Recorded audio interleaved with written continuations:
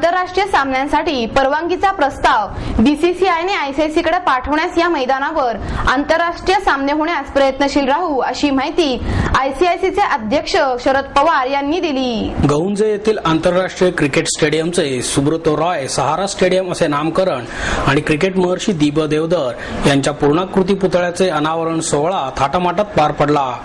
मुख्यमंत्री पृथ्वीराज चव्हाण यांच्या हस्ते देवधरांच्या पूर्णाकृती पुतळ्याचे अनावरण करण्यात आले। स्टेडियमचे नामकरण आयसीसीचे अध्यक्ष आणि केंद्रीय कृषी मंत्री शरद पवार यांच्या हस्ते करण्यात आले। सहाराचे सर्वेसर्वा सुब्रतो रॉय यांनीही या कार्यक्रमाला हजेरी लावली। महाराष्ट्र क्रिकेट असोसिएशनचे अध्यक्ष अजय शिर्के, उपमुख्यमंत्री अजित पवार, महसूल मंत्री बाळासाहेब थोरात, कोल्हापूरचे छत्रपती शाहू महाराज, वनमंत्री पतंगराव कदम आदी यावेळी उपस्थित होते। या स्टेडियमवर 8 एप्रिल पासून आयपीएलचे 8 सामने खेळवले जाणार आहेत। मात्र या मैदानावर आंतरराष्ट्रीय सामन्यांना परवानगी नसल्याचे सांगत पवार म्हणाले, केवळ पुणेच नाही तर रांची आणि राजकोट येथील स्टेडियम देखील आंतरराष्ट्रीय सामन्यांच्या प्रतीक्षेत आहे। या तिन्हींना आंतरराष्ट्रीय सामन्यांची परवानगी नाही। या स्टेडियमला आंतरराष्ट्रीय सामन्यांसाठी परवानगी मिळावी यासाठी बीसीसीआयने प्रस्ताव आयसीसीकडे पाठवणे गरजेचे आहे। याची पूर्तता त्वरित व्हावी। यानंतर आयसीसी मैदान, खेळपट्टी येथील सोयी सुविधांची पाहणी करेल आणि नंतरच त्यांच्या निकषांमध्ये बसल्यानंतर या मैदानावर आंतरराष्ट्रीय सामने होतील। येत्या 15 एप्रिलला दुबईला आयसीसीची बैठक होणार आहे। या स्टेडियम विषयी बोलताना पवार म्हणाले, जगभरातील अनेक आंतरराष्ट्रीय स्टेडियम पाहिले आहेत, त्याच तोडीचे पुण्यातील हे स्टेडियमही झाले आहे। अजय शिर्के यांनी लंडनमध्ये षटकार मारत अनेक जाणकारांना बरोबर घेत या उच्च दर्जाच्या स्टेडियमची पाहणी केली आहे। मैदानावरील गवत, वापरण्यात येणारी स्टँड, पावसाच्या पाण्याचा निचरा करणारी आंतरराष्ट्रीय दर्जाची आधुनिक सोय हे सगळे दूरदृष्टी ठेवल्यानेच शक्य झाले आहे।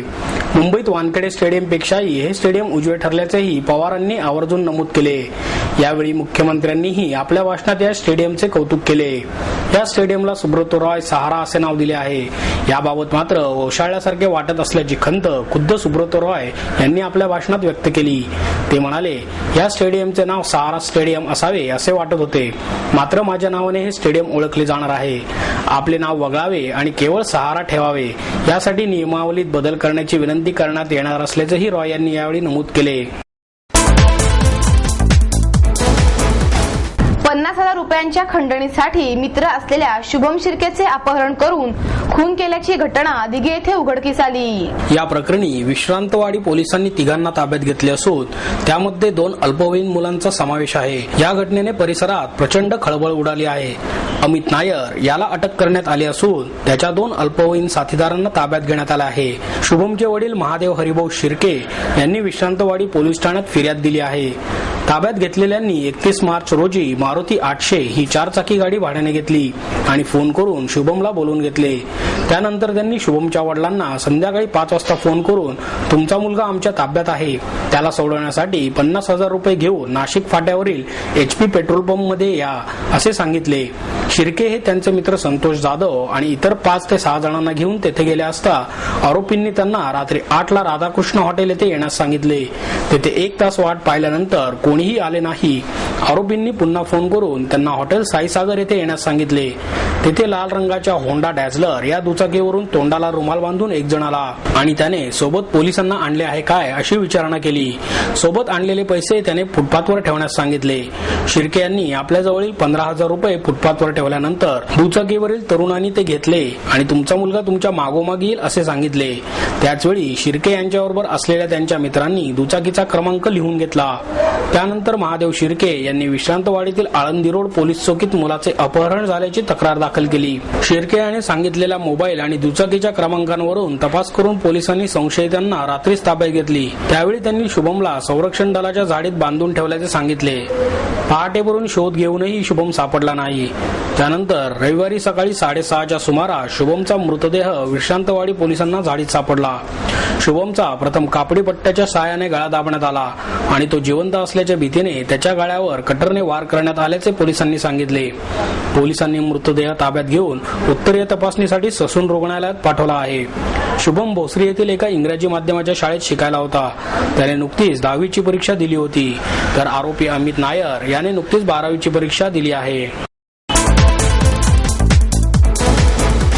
सृजन प्रतिष्ठानच्या वतीने पुण्याचे पाणी आटले की लाटले या विषयावरील परिसंवादाचे आयोजन करण्यात आले। यामध्ये भाजपच्या वतीने आमदार गिरीश बापट, शिवसेनेच्या वतीने जिल्हा संपर्क नेत्या डॉक्टर नीलम गोरे, राष्ट्रवादीच्या वतीने अंकुश काकडे, काँग्रेसकडून अरविंद शिंदे, मनसेचे प्रदेश सरचिटणीस अनिल शिदोरे, सजग नागरिक मंचचे विवेक वेलणकर आणि कर्नल जठार यांनी या परिसंवादात सहभाग घेतला। पाणी पुरवठा सुधारण्यासाठी आणि सगळ्यांना पुरेसे पाणी मिळण्यासाठी कोणतीही उपाययोजना करावी याविषयी चर्चा घडवून आणण्यापेक्षा पक्ष प्रतिनिधी एकमेकांच्या निष्क्रियतेवर टीका करावी आणि शाब्दिक झुंज खेळावी यासाठीच पुण्याचे पाणी आटले की लाटले या परिसंवादाचे आयोजन करण्यात आले होते की काय अशी परिस्थिती परिसंवादाच्या ठिकाणी निर्माण झाली होती। आपण एकत्रित या प्रश्नावर तोडगा काढू एवढेच काय एकच वाक्य या परिसंवादाची फलनिष्पत्ती ठरली। राज्य पातळीवर तयार केलेली जलनीती, पाणी वाटपाचे धोरण, निरर्थक असलेला शहरी विरुद्ध ग्रामीण वाद या विषयावर डॉक्टर गोरे बोलत होत्या, परंतु त्यांनी राजकीय पक्षांवर टीका करण्याचे वक्तव्य केले पाहिजे असा आग्रही समन्वयकांनी धरला म्हणून डॉक्टर गोरे यांनी राष्ट्रवादी पक्ष खलनायक आहे असे मत मांडले, तर शिदोरे यांना बोलताना मध्येच थांबवून सत्तारूढ पक्षांविषयी मत विचारण्यात आले। त्यामुळे उपाययोजनांऐवजी राजकीय कलगीतुराच कार्यक्रमात रंगला। मीटर पद्धती सुरू करा आणि पुरस्कार महोत्सव करण्यापेक्षा तो पैसा महिला पाणी शुद्धीकरण प्रकल्पाला द्या असे मत बापट यांनी व्यक्त केले। शहराच्या पाण्याचा प्रश्न अग्रक्रमाने ठेवून 3 वर्षात काय करणार त्याच्या नियोजनाची महापालिकेने श्वेतपत्रिका काढली पाहिजे असे शिदोरे म्हणाले। पाण्याबाबत झालेल्या बैठकीचा तपशील आयुक्तांनी दाबून ठेवला अशी टीका वेलणकर यांनी केली। पाणी माफिया आणि बिल्डर लॉबी यांच्यामुळे गावाबाहेर 5 किलोमीटर पर्यंत बांधकामे झाली, त्यांना पाणी द्यावे लागते, परंतु त्यांच्याकडून एकही रुपया पालिकेला मिळत नाही, त्याकडे शिंदे यांनी लक्ष वेधले। पाणी देण्याचा विषय केवळ आमचा नाही, परंतु विरोधी पक्षाचाही ती तितकीच जबाबदारी आहे असे काकडे म्हणाले। परंतु ज्या ठिकाणी राष्ट्रवादीचा नगरसेवक आहे तेथे पाण्याचा प्रश्न नाही, त्यामुळे जनतेने निवडून देताना विचार करावा असे काकडे यांनी उपरोधिकपणे बोलले। त्यावरून उपस्थितांनी आरडाओरडा केला। डिसेंबर 2011 मध्ये पालकमंत्री आणि हर्षवर्धन पाटील यांच्या बरोबर झालेल्या बैठकीतील पाण्याच्या निर्णयासंबंधी काही समजले असते तर आम्ही तेव्हाच त्याकडे लक्ष दिले असते, परंतु बैठकीविषयी काहीच समजले नाही असे शिदोरे म्हणाले। तर राष्ट्रवादी बरोबर जे गेले त्यांची संख्या कमी झाली, त्यामुळे मनसेही राष्ट्रवादीचे खांदेकरी होऊ नये, नाहीतर तिरडीवर झोपावं लागेल असे शिंदे म्हणाले।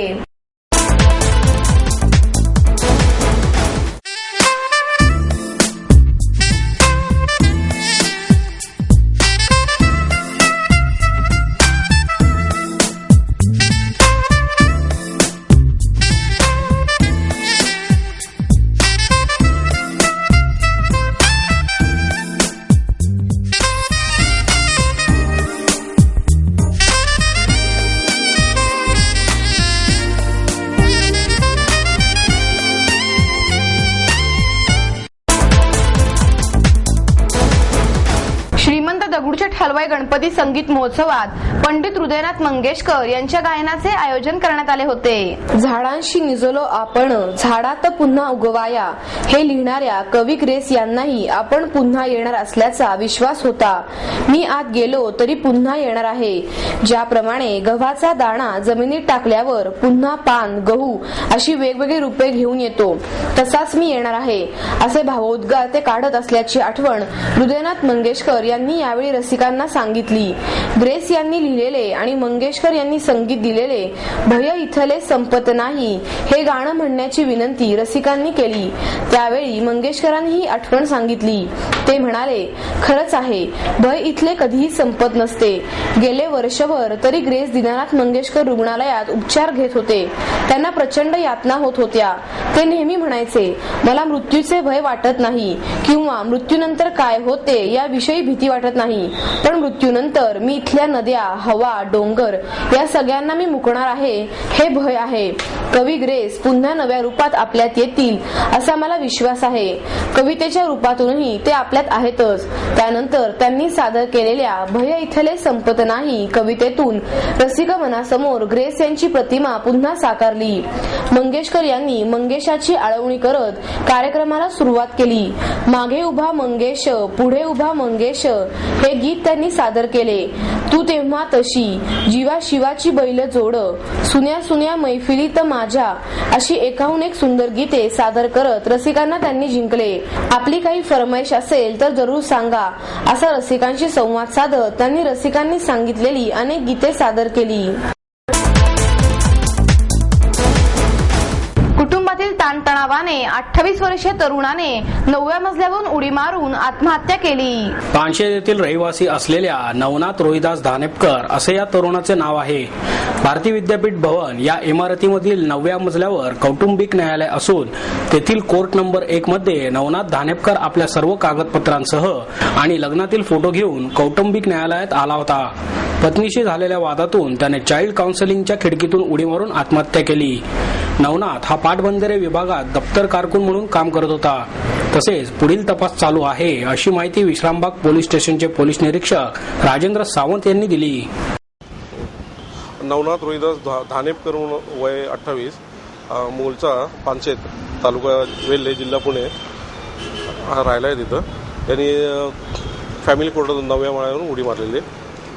आणखी उडी मारायचं कारण किंवा काय अद्याप काय पोलिसांना कळालं नाही. अधिक तपास करत आहोत. आता इथं हॉस्पिटलमध्ये आणेपर्यंत तो मयत झालेला आहे. आता इथून त्याची पुढची पोस्टमॉर्टम वगैरे करता ससून हॉस्पिटल आम्ही पाठवतो. त्या ठिकाणी कसं ते फॅमिली कोर्टात काहीतरी त्याचा केस चालू होती, त्या संदर्भाची माहिती मी घेतो आणि आपल्याला कळवतो. अद्याप माहिती नाही, कारण आत्ताच आणलेलं आहे त्याला.